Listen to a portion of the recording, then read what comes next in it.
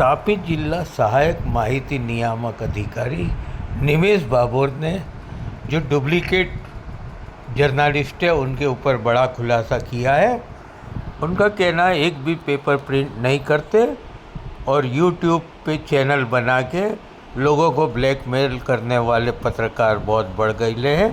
Original पत्रकार है वो तो ऐसा कोई काम करते नहीं है, लेकिन ये जो डुप्लीकेट पत्रकार है यूट्यूब चैनल चलाते हैं उनकी दादागिरी बढ़ गई है और बिल्डरों को, अधिकारियों को, सबको ब्लैकमेलिंग करते रहते हैं। ये डुप्लीकेट जर्नलिस्टों पर निमेश भाभोर ने बहुत खुलासे किए हैं। पूरा वीडियो देखिए। ये खाली तापी जिले में नहीं है, पूरे गुजरात में इस तरह के डुप्लीकेट जर्नलिस्ट बढ़ते जा रहे हैं। છેલ્લા 2 વર્ષથી સહાયક માહિતી નિયામક તાપી જિલ્લામાં ફરજ બજાવું છું। મેં વોટ્સઅપ પર મેસેજ મારું મને લાગી આવતા મેં મેસેજ કર્યો હતો, પણ છેલ્લા 9 મહિનાથી મને મેન્ટલી ટોર્ચર કરવામાં આવ્યો છે। અહીંયા એક બાજુ જે લીડ ઇલેક્ટ્રોનિક મીડિયા છે એને માન સન્માન મળતું નથી અને લીડ પ્રિન્ટ મીડિયા છે એને માન સન્માન મળતું નથી, અને જેઓ પેપર નથી છાપતા અને પ્રિન્ટર ગેરકાયદેસર ચલાવે છે અને જેઓ બીજેપી મીડિયા કન્વીનરનું પદ લઈને ફરે છે, જેઓ બાર ક્રિમિનલ કેસ ચલાવે છે, ઓન પેપર છે, એવા લોકો મારા વિરુદ્ધ અરજી કરે છે।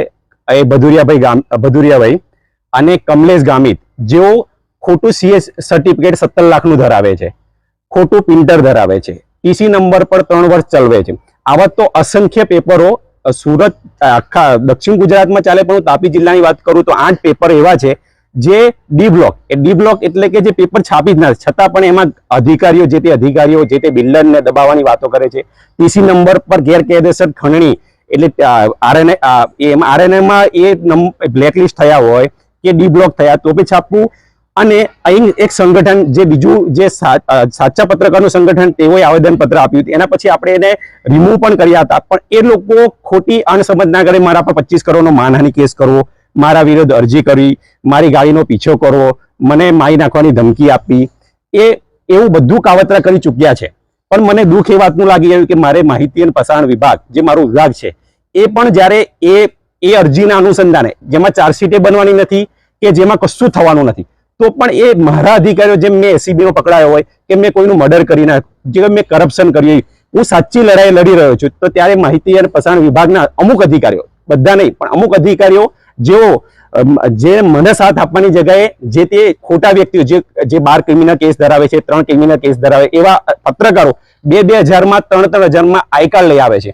એ દિલ્હી, બોમ્બેનું કે કઈ બી અહીં ગુજરાતમાં એનું પેપર ના હોય અને યુટ્યુબ વેબ ચેનલ ચલાવીને રેસલ તાપી જિલ્લામાં તમામ અધિકારીઓને ખંડણી માંગે છે, પણ કોઈ અધિકારી ખુલીને બોલતું નથી।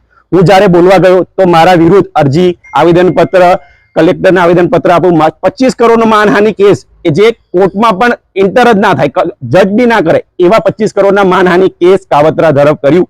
મને એ દુઃખે નથી, હું લડવા તૈયાર છું, હું પહેલા એડવોકેટ રહી ચૂક્યો છું એટલે લડવા તૈયાર છું એ વાત, પણ જ્યારે મારે ખાતું અને અમુક પત્રકાર જગતના બીજા પત્રકાર મિત્રો પણ સાથ ના આપ્યો ત્યારે મારું મન ભાગી ગયું, એટલે ના છૂટકે મારે આવો મેસેજ લખ્યો। બાકી હું કંઈક કરવાનો નથી, જ્યારે સુધી હું એ લોકોને ખુલ્લા ના પાડીશ, જ્યાં સુધી હું એમના સામે કાયદેસર કાર્યવાહી નહીં કરું ત્યાં સુધી હું કોઈ પગલું ભરવાનો નથી। ખોટા પત્રકારોનો જે નામ હતો તેમાં કોણ છે? એમાં ખોટા પત્રકારોને કમલેશ ગામિત છે, પછી સુનિલ ગામિત છે, પછી એવા 8 પત્રકારો છે જે ખોટા પ્રિન્ટરો ધરાવે છે, અને એક પ્રિન્ટર જે સૈયદભાઈનું પ્રિન્ટર છે ત્યાં એ વર્ષોથી એ જગ્યા પર પ્રિન્ટર પણ નથી, અને ત્યાં 250-300 અને મારી નજરમાં તો એવા જ્યાં આરએનએ નંબર લખેલું છે, પેપર પર લખેલું છે, પણ જે આરએનએ વેબસાઇટ પર નંબર નથી। એ આખા તાપી જિલ્લાની વાંખી નહીં, આખા ગુજરાતની વાંખી નહીં, ભારત દેશમાં આવું જ ચાલે છે। અને આવા જ લોકો જે લીડ ઇલેક્ટ્રોનિક મીડિયા છે, લીડ પ્રિન્ટ મીડિયા છે ને, એ લોકોને બદનામ પણ કરે છે, અને એ લોકોનું નામ ખરાબ થાય, પત્રકાર જગતનું નામ ખરાબ થાય એવા જ કાવતરા કરે છે। કેટલાક અધિકારીઓના પણ આપણે કીધું કે કેટલાક અધિકારીઓ પણ હેરાન હવે કેટલા ઘણા અધિકારીઓ મને મૌખિક સૂચના, પણ હવે એમના નામ ના આપવાની શરતે એ લોકોએ મને માહિતી આપી, કેમ કે એ લોકો મીડિયામાં આવવા ના માંગતા હોય અને મીડિયામાં ના, અને આ વસ્તુ વર્ષોથી ચાલે છે। અને પણ હું મારા માહિતી ખાતામાં 2 વર્ષથી છું, પણ 2 વર્ષ પછી મને ખબર પડી છે કે આ કેટલું ખોટું ચાલે। આજ સુધી કોઈ અધિકારી બોલવા નથી માંગતું, કેમ કે એ બોલીને એ લોકો પર માનહાનિ કેસ થાય, એ લોકો પર અરજી થાય, એ લોકો એ બદનામ થાય, પણ સાચા વ્યક્તિને કદી જિંદગીમાં ડરવું ના જોઈએ। એને સચ્ચાઈનો સામનો કરવો હોય. સચ્ચાઈ માટે એને ઘણું થશે. મારા જોડે થયું 25 કરોડનો માનહાનિ આરટીઆઈ થઈ, અરજી થઈ, માહિતી વિભાગમાં અરજીઓ થઈ, બધું થાય, પણ હું ભાગ્યો નથી. પણ આજે મને મહારાજ વિભાગના લોકો મને સપોર્ટ ના કરતા એ દુઃખ, પણ હું એવું પગલું નહીં ભરું કે મારા પછી એ લોકોને એવું થાય કે અમે એમને દબાયા અને એને સુસાઇડ કરવા મજબૂર કર્યા. એ હું હરગીજ નહીં કરું. હું એમના સામે સચ્ચાઈથી લડીશ. આજે આ કરવાનું કારણ શું? આજે આ કરવાનું કારણ, આજે મારા માહિતી અને પ્રસારણ વિભાગના અધિકારીઓ જ્યારે મારી 9 મહિનાથી મારી ફાઇલ દફતરે કરવા હું રિક્વેસ્ટ કરી રહ્યો છું, જ્યારે ચાર્જશીટ નથી બનવાની એવું કહે છે એ લોકો, તો હું મારું નિર્દોષ છું તો મને દફતરે કરીને ફાઇલ કરીને એનો મને જવાબ આપો કે નિર્દોષ છો. એવા લોકોને 12 ક્રિમિનલ કેસ, 3 ક્રિમિનલ કેસ વાળા અરજી કરે તો એ લોકોને મેં સબૂત આપ્યા છે, ક્રિમિનલ કેસના સબૂત આપ્યા છે, પુરાવા આપ્યા છે. તો એ લોકોની અરજી માન્ય રાખીને મારી અરજી પર કાર્યવાહી કરે છે અને એ લોકોને મારું નિર્દોષ છું એનું લેખિતમાં ના આપી દે, મને કોઈ વાંધો નથી. પણ મને એવું લાગે છે કે 9 મહિના સુધી મારે રાહ જોવી પડે એ બી કમનસીબી છે. સચ્ચાઈ વ્યક્તિ, સાચો વ્યક્તિને 9 મહિના રાહ જોવી પડે છે, એ કમનસીબી છે.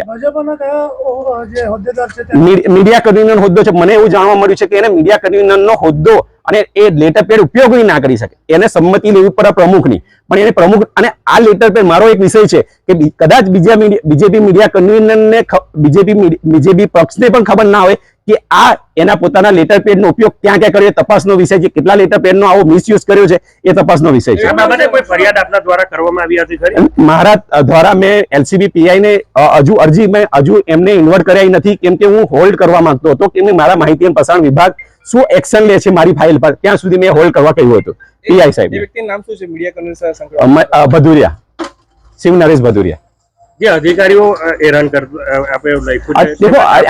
દેખો તાપી જિલ્લાની અંદર નાનું મોટું કંઈક થતું હોય, એમનું નાક દબાઈને અધિકારીને દબાવવા, બિલ્ડરને દબાવવા, આ જે ખોટા પત્રકારો છે, ફરીથી કહું છું, જે ખોટા પત્રકારો છે, જેને કામ ખંડણીનું જ કરવાનું છે, એ લોકો અધિકારીઓને, કર્મચારીઓને, બિલ્ડરોને, ઈટના ભટ્ટાને બધા જોડે કરપ્શન, પણ કોઈ બોલવા તૈયાર નથી. નાનું મોટું એ ખોટું કરતા હશે એટલે બોલવા તૈયાર નથી. પણ મારું એવું કહેવું છે, ખુલીને આવે આવા ખંડણી ચોરો પર એ કાયદેસરની કાર્યવાહી કરે તો જ પત્રકાર, સાચા પત્રકારને ન્યાય મળશે અને અમારા જેવા અધિકારીને ન્યાય મળશે.